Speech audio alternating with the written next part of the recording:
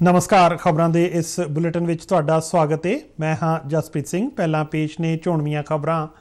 प्रधानमंत्री नरेंद्र मोदी का G20 सिखर conference में हिस्सा लैण लई इंडोनेशिया के बाली पुजण ते निघा स्वागत। प्रधानमंत्री अनुसार भारत की G20 प्रेजिडेंसी वसुदेव कुटुंबकम के थीम ते आधारित होवेगी।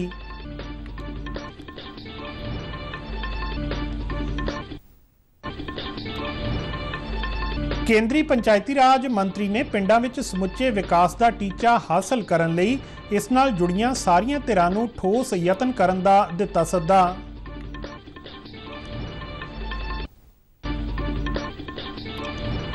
UGC ने उच्च विद्यक अदारियां नूं प्रोफैसर वजों पेशेवरां अते सनअती माहरां दीआं सेवावां लैण दी दित्ती सलाह। पहाड़ां ते बर्फबारी ते मींह दा पंजाब अते होर मैदानी इलाकिਆਂ विच दिखिया असर। तापमान विच आई गिरावट।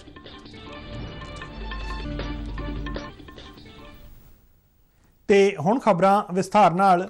प्रधानमंत्री नरेंद्र मोदी G20 सिखर कॉन्फ्रेंस विच हिस्सा लैण लई अज शाम इंडोनेशिया दे बाली पुजे।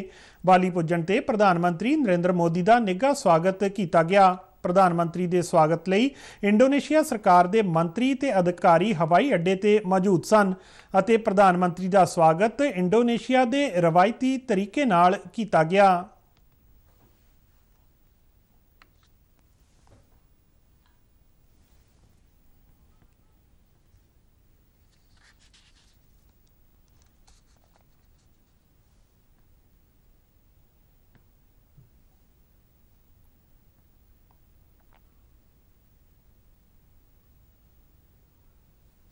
इधर प्रधानमंत्री नरेंद्र मोदी के दौरे नूं लैके बाली विच भारती भाईचारे के लोगों विच भी विशेष उत्साह देखा गया। प्रधानमंत्री का स्वागत करन लई वड्डी गिणती विच पुजे लोगों ने वंदे भारत अते मोदी मोदी दे नारे लगाए। प्रधानमंत्री मोदी बाली विच 17वीं G20 सिखर कॉन्फ्रेंस विच हिस्सा लैण तो इलावा वख-वख मुल्कां दे नेतावां नाल आलमी मुद्दिआं ते विचार वटांदरा करनगे। कॉन्फ्रेंस का विषय है रिकवर टूगैदर रिकवर स्ट्रोंगर। इस तो पहला सवेरे भारत तो बाली लई रवाना होने समय अपने एक ट्वीट विच प्रधानमंत्री नरेंद्र मोदी ने कहा कि भारत की G20 प्रेजिडेंसी वसुदेव कुटुंबकम जां एक धरती एक परिवार एक भविख दे थीम ते आधारित होवेगी, जिहड़ी सारिआं लई बराबर विकास अते सांझे भविख दे सुनेहे नूं सामने लिआउंदी है। प्रधानमंत्री मोदी ने कहा कि वह ग्लोबल विकास भोजन ते ऊर्जा सुरक्षा सेहत अते डिजिटल तब्दीली नूं मुड़ सुरजीत करन समेत ग्लोबल चिंता दे मुख मुद्दिआं ते G20 देशां दे होरनां आगूआं नाल विस्तार नाल चर्चा करनगे। प्रधानमंत्री नरेंद्र मोदी बाली विच भारती भाईचारे के लोगों नूं संबोधन करनगे। सिखर कॉन्फ्रेंस के आखिरी सैशन च इंडोनेशिया के राष्ट्रपति प्रधानमंत्री मोदी नूं रस्मी तौर ते G20 ग्रुप की प्रधानगी सौंपणगे। भारत इस वरे 1 दिसंबर तो बकायदा तौर ते G20 की प्रधानगी संभाल लवेगा। रक्षा मंत्री राजनाथ सिंह ने रखिया लेखा विभाग नूं माली साधनां की सूझबूझ नाल वरतों करन लई आखिया है तां जो फैसले लैण दी प्रक्रिया पारदर्शी बने अते उस विच तेजी आवे। नवीं दिल्ली विच रखिया लेखा विभाग दे कंट्रोलरां दी कॉन्फ्रेंस नूं संबोधित करदिआं उन्हां कहा कि विभाग नूं IT समर्थावां, माली जानकारी अते होर मुख खेतरां बारे सुधार प्रक्रिया अपनाउणी चाहीदी है। राजनाथ सिंह ने अंदरूनी चौकसी व्यवस्था नूं मजबूत करन ते भी जोर दिता अते कहा कि फौजियां, पेंशनरां अते होर धिरां नूं समय ते भुगतान यकीनी बनाउणा चाहीदा है। कहीं पर कोई गलती यदि नजर आ रही है तो उसे पॉइंट आउट करने में बिल्कुल हेजिटेट न करें, यह मैं आपको सुझाव देना चाहता हूं। और कहीं यदि कोई गलती केवल इसलिए न निकालें, कहीं गलती इसलिए भी न निकालें क्योंकि आपको गलती निकालनी ही है और आपके पास गलतियां निकालने का अधिकार भी है, इसलिए केवल गलती नहीं निकाली जानी चाहिए। इसे आप यूं समझिए कि ऑडिटर्स का काम फाइनेंस सिस्टम में वॉचडॉग का है या एक प्रहरी का है, और कुछ ऑडिटर्स ब्लड हाउंड का कार्य करने लगते हैं।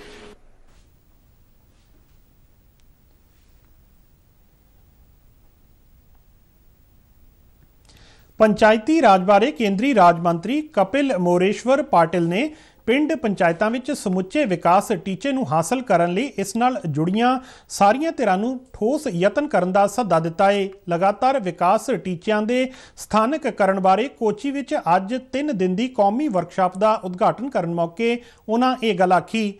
ਮੋਰੇਸ਼ਵਰ ਪਾਟਿਲ ਨੇ ਪੰਚਾਇਤਾਂ ਲਈ ਹੋਰ ਵਧੇਰੇ ਮਾਲੀਆ ਇਕੱਠਾ ਕਰਨ ਤੇ ਜ਼ੋਰ ਦਿੱਤਾ ਤਾਂ ਜੋ ਉਹ ਆਰਥਿਕ ਤੌਰ ਤੇ ਮਜ਼ਬੂਤ ਬਣ ਸਕਣ। ਉਹਨਾਂ ਸਥਾਨਕ ਅਦਾਰਿਆਂ ਲਈ ਬਜਟ ਵਿੱਚ ਵੱਡੀ ਰਕਮ ਤੈਅ ਕਰਨ ਲਈ ਕੇਰਲ ਸਰਕਾਰ ਦੀ ਸ਼ਲਾਘਾ ਕੀਤੀ ਤੇ ਹੋਰ ਸੂਬਿਆਂ ਨੂੰ ਵੀ ਇਸ ਤੋਂ ਪ੍ਰੇਰਣਾ ਲੈਣ ਲਈ ਆਖਿਆ। ਵਿਦੇਸ਼ ਰਾਜ ਮੰਤਰੀ ਵੀ ਮੁਰਲੀਧਰਨ ਨੇ ਕਿਹਾ ਕਿ ਕੇਂਦਰ ਸਰਕਾਰ ਦੀਆਂ ਕਈ ਯੋਜਨਾਵਾਂ ਨੂੰ ਸਥਾਨਕ ਸਰਕਾਰਾਂ ਬਾਰੇ ਅਦਾਰਿਆਂ ਰਾਹੀਂ ਲਾਗੂ ਕੀਤਾ ਜਾ ਰਿਹਾ ਹੈ। ਉਹਨਾਂ ਕਿਹਾ ਕਿ ਧਾਰਾ 370 ਖਤਮ ਕਰਨ ਨਾਲ ਜੰਮੂ ਕਸ਼ਮੀਰ ਵਿੱਚ ਪੇਂਡੂ ਖੇਤਰਾਂ ਵਿੱਚ ਅਹਿਮ ਵਿਕਾਸ ਹੋਇਆ ਹੈ। ਪ੍ਰਧਾਨ ਮੰਤਰੀ ਨਰਿੰਦਰ ਮੋਦੀ ਨੇ 27 ਨਵੰਬਰ ਨੂੰ ਪ੍ਰਸਾਰਿਤ ਹੋਣ ਵਾਲੇ ਮਨ ਕੀ ਬਾਤ ਪ੍ਰੋਗਰਾਮ ਲਈ ਲੋਕਾਂ ਨੂੰ ਆਪਣੇ ਵਿਚਾਰ ਤੇ ਸੁਝਾਅ ਸਾਂਝੇ ਕਰਨ ਦਾ ਸੱਦਾ ਦਿੱਤਾ ਹੈ। ਮਹੀਨਾਵਾਰ ਰੇਡੀਓ ਪ੍ਰੋਗਰਾਮ ਦੀ ਇਹ 95ਵੀਂ ਕੜੀ ਹੋਵੇਗੀ। ਪ੍ਰਧਾਨ ਮੰਤਰੀ ਨੇ ਲੋਕਾਂ ਨੂੰ ਮਨ ਕੀ ਬਾਤ ਦੀ ਆਉਣ ਵਾਲੀ ਕੜੀ ਵਿੱਚ ਸੰਬੋਧਨ ਕੀਤੇ ਜਾਣ ਵਾਲੇ ਵਿਸ਼ਿਆਂ ਲਈ ਆਪਣੇ ਵਿਚਾਰ ਸਾਂਝੇ ਕਰਨ ਲਈ ਕਿਹਾ ਹੈ। ਲੋਕ ਨਮੋ ਐਪ ਜਾਂ MyGov ਓਪਨ ਫੋਰਮ ਤੇ ਆਪਣੇ ਵਿਚਾਰ ਸਾਂਝੇ ਕਰ ਸਕਦੇ ਨੇ। ਟੋਲ ਫ੍ਰੀ ਨੰਬਰ 1800-117800 ਤੇ ਵੀ ਡਾਇਲ ਕਰਕੇ ਪ੍ਰਧਾਨ ਮੰਤਰੀ ਲਈ ਆਪਣੇ ਸੁਨੇਹੇ ਹਿੰਦੀ ਜਾਂ ਅੰਗਰੇਜ਼ੀ ਵਿੱਚ ਰਿਕਾਰਡ ਕਰਵਾਏ ਜਾ ਸਕਦੇ ਨੇ। ਫੋਨ ਲਾਈਨਾਂ 25 ਨਵੰਬਰ ਤੱਕ ਖੁੱਲ੍ਹੀਆਂ ਰਹਿਣਗੀਆਂ। ਨਾਗਰਿਕ 1922 ਤੇ ਮਿਸਡ ਕਾਲ ਰਾਹੀਂ ਮਿਲਣ ਵਾਲੇ SMS ਲਿੰਕ ਦੀ ਪਾਲਣਾ ਕਰਦੇ ਹੋਏ ਪ੍ਰਧਾਨ ਮੰਤਰੀ ਨੂੰ ਆਪਣੇ ਸੁਝਾਅ ਸਿੱਧੇ ਵੀ ਭੇਜ ਸਕਦੇ ਨੇ। ਭਾਰਤੀ ਪ੍ਰਸ਼ਾਸਨਿਕ ਸੇਵਾ ਦੇ ਸੀਨੀਅਰ ਅਧਿਕਾਰੀ ਗੌਰਵ द्विवेदी ਨੂੰ ਪ੍ਰਸਾਰ ਭਾਰਤੀ ਦਾ CEO ਨਿਯੁਕਤ ਕੀਤਾ ਗਿਆ ਹੈ। ਸੰਨ 1995 ਬੈਚ ਦੇ ਅਧਿਕਾਰੀ ਗੌਰਵ द्विवेदी ਇਸ ਅਹੁਦੇ ਤੇ 5 ਸਾਲ ਤੱਕ ਰਹਿਣਗੇ। ਇਸ ਸਮੇਂ ਉਹ ਇਲੈਕਟ੍ਰੋਨਿਕਸ ਅਤੇ ਸੂਚਨਾ ਤਕਨਾਲੋਜੀ ਮੰਤਰਾਲਾ ਵਿੱਚ MyGov ਦੇ CEO ਦਾ ਕਾਰਜਭਾਰ ਦੇਖ ਰਹੇ ਨੇ।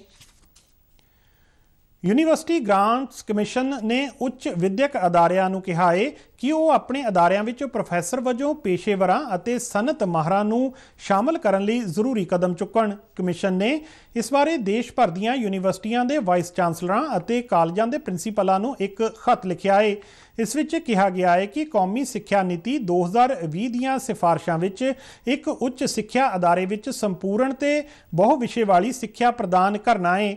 ਇਸ ਲਈ ਅਦਾਰਿਆਂ ਵਿੱਚ ਤਜਰਬੇਕਾਰ ਅਧਿਆਪਕਾਂ, ਪੇਸ਼ੇਵਰਾਂ ਅਤੇ ਸਨਅਤੀ ਮਾਹਰਾਂ ਦੀ ਹਿੱਸੇਦਾਰੀ ਜ਼ਰੂਰੀ ਹੈ।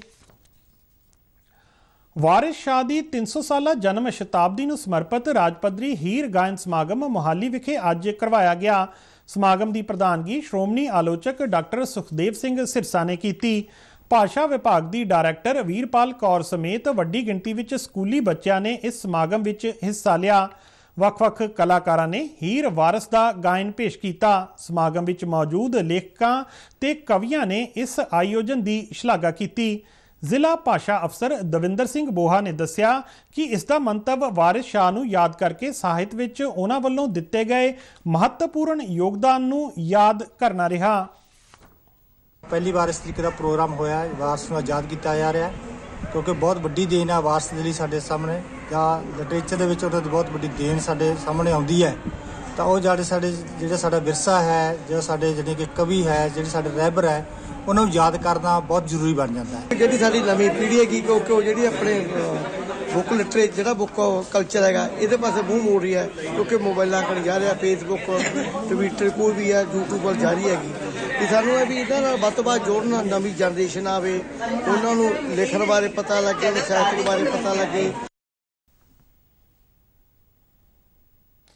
ਨਹਿਰੂ ਯੁਵਾ ਕੇਂਦਰ ਸੰਗਠਨ ਦੇ ਸਥਾਪਨਾ ਦਿਵਸ ਮੌਕੇ ਕੇਂਦਰ ਦੀ ਪਟਿਆਲਾ ਯੂਨਿਟ ਵੱਲੋਂ ਸ਼ਹੀਦ ਨਾਇਕ ਰਾਜਵਿੰਦਰ ਸਿੰਘ ਯੂਥ ਕਲੱਬ ਦੋਦੜਾ ਵਿਖੇ ਅੱਜ ਇੱਕ ਖੂਨਦਾਨ ਕੈਂਪ ਤੇ ਸੱਭਿਆਚਾਰਕ ਪ੍ਰੋਗਰਾਮ ਦਾ ਆਯੋਜਨ ਕੀਤਾ ਗਿਆ। ਇਸ ਦੌਰਾਨ 42 ਮੁੰਡਿਆਂ ਅਤੇ 7 ਕੁੜੀਆਂ ਨੇ ਖੂਨਦਾਨ ਕੀਤਾ। ਸੱਭਿਆਚਾਰਕ ਪ੍ਰੋਗਰਾਮ ਦੌਰਾਨ ਗਿੱਧਾ, ਸਿੱਠਣੀਆਂ ਅਤੇ ਘੋੜੀਆਂ ਖਿੱਚ ਦਾ ਕੇਂਦਰ ਰਹੀਆਂ। ਲੇਖਾਕਾਰ ਤੇ ਪ੍ਰੋਗਰਾਮ ਸੁਪਰਵਾਈਜ਼ਰ ਅਮਰਜੀਤ ਕੌਰ ਨੇ ਦੱਸਿਆ ਕਿ ਨਹਿਰੂ ਯੁਵਾ ਕੇਂਦਰ ਸੰਗਠਨ ਦੀ ਸ਼ੁਰੂਆਤ ਪਿੰਡਾਂ ਦੇ ਨੌਜਵਾਨਾਂ ਨੂੰ ਆਪਣੀ ਪ੍ਰਤਿਭਾ ਨਿਖਾਰਨ ਲਈ ਇੱਕ ਮੌਕਾ ਦੇਣ ਦੇ ਮਕਸਦ ਨਾਲ 14 ਨਵੰਬਰ ਸੰਨ 1972 ਨੂੰ ਕੀਤੀ ਗਈ ਸੀ।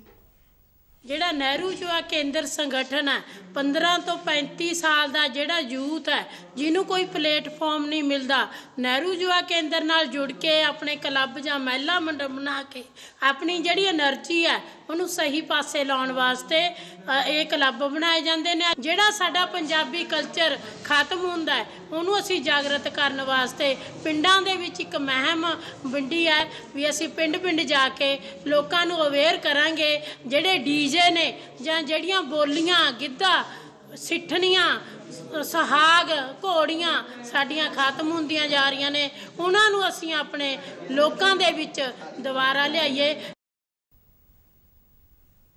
इस मौके बसंत रितु क्लब वालों एक सिखलाई सेंटर खोलिया गया और तकरीबन 50 कुड़ियां नूं सिलाई ट्रेनिंग देण संबंधी जानकारी दी गई। अज बाल दिवस से देश के पहले प्रधानमंत्री पंडित जवाहर लाल नेहरू की जयंती ते हर वरे 14 नवंबर नूं बाल दिवस का आयोजन किया जाता है। इसका मंतव बच्चों की सिक्ख्या देखभाल और अधिकारां बारे जागरूकता वधाउणा है। इस दौरान पंडित जवाहर लाल नेहरू की जयंती ते प्रधानमंत्री नरेंद्र मोदी ने अज उन्हां नूं श्रद्धांजलि भेंट की। अपने ट्वीट विच प्रधानमंत्री ने राष्ट्र निर्माण विच नेहरू जी के योगदान नूं याद किया। इधर जलंधर के बस्ती बाबा खेल स्थित सरकारी प्राइमरी स्कूल विच बाल दिवस धूमधाम नाल मनाया गया। SMC के चेयरपर्सन सुनैना और प्रिंसीपल दविंदर कुमार शर्मा की अगवाई हेठ बाल मेले का आयोजन किया गया। इस मौके बच्चों ने शानदार सभ्याचारक गतिविधियां की पेशकारी की। बच्चों वालों तैयार वख-वख समग्री की प्रदर्शनी भी लगाई गई।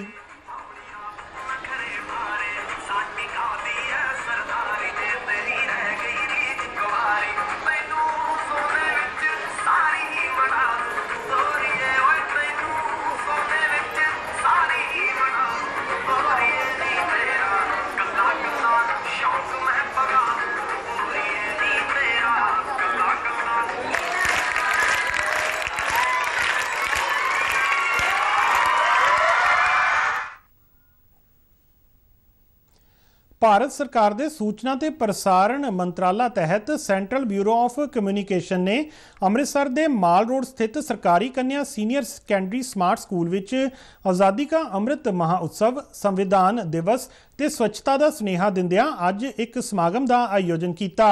इनकम टैक्स अमृतसर के चीफ कमिश्नर जहांजेब अख्तर समागम के मुख्य मेहमान रहे, जबकि डिप्टी कमिश्नर हरप्रीत सिंह सूदन भी उचेचे तौर पर मौजूद रहे। अपने संबोधन विच जहांजेब अख्तर ने कहा कि स्वच्छता प्रति सारिਆਂ ਨੂੰ गंभीर होने की जरूरत है ਅਤੇ गिला ते सुक्का कूड़ा ਵੱਖੋ ਵੱਖਰਾ करना चाहिए है। उन्होंने कहा कि देश ਨੂੰ प्लास्टिक मुक्त बनाउण विच स्कूल अहम योगदान दे सकते हैं। डिप्टी कमिश्नर हरप्रीत सिंह सूदन ने सारिਆਂ ਨੂੰ आज़ादी के सही मायने समझण ਅਤੇ आज़ादी घुलाटियां तो सेध लैण की सलाह दी।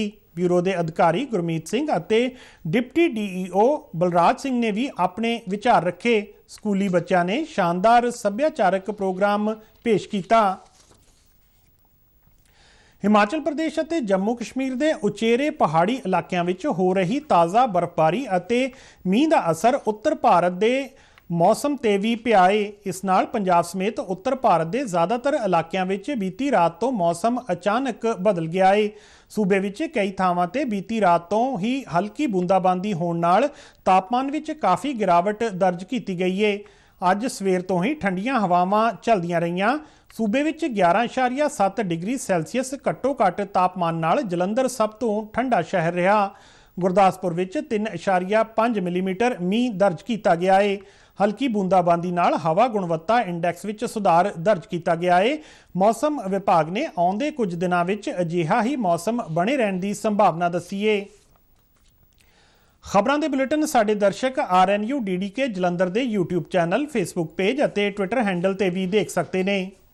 तो इस दे नाल ही खबरां दा ये बुलेटिन खत्म होया। इजाजत दिओ, नमस्कार।